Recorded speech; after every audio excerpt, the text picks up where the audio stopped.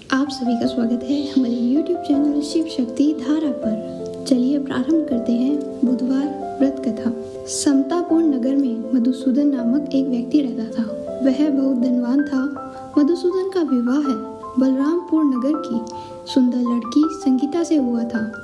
एक बार मधुसूदन अपनी पत्नी को लेकर बुधवार के दिन बलरामपुर गया। मधुसूदन ने पत्नी के माता पिता से संगीता को विदा करने के लिए कहा। माता पिता बोले, बेटा आज बुधवार है, बुधवार को किसी भी शुभ कार्य के लिए यात्रा नहीं करते।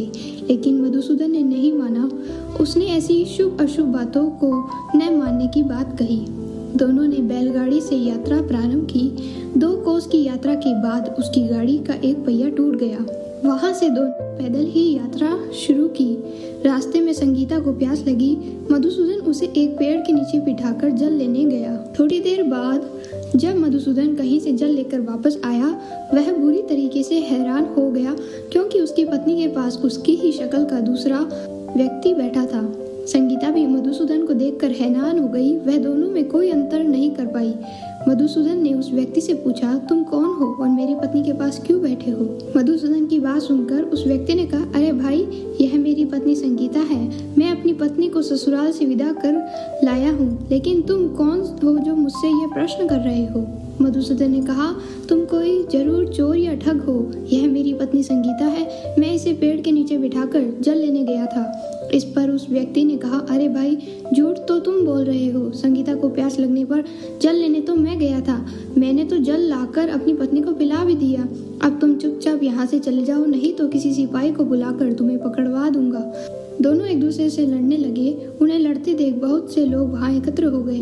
नगर में कुछ सिपाही भी वहां आ गए। सिपाही उन दोनों को पकड़कर राजा के पास ले गए। सारी कहानी सुनकर राजा भी कोई निर्णय नहीं कर पाया। संगीता भी उन दोनों में अपने वास्तविक पति को नहीं पहचान पाई।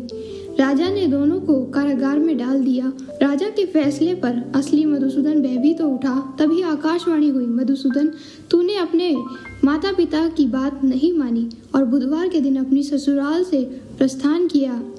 यह सब भगवान बुद्ध देव का प्रकोप हो रहा है।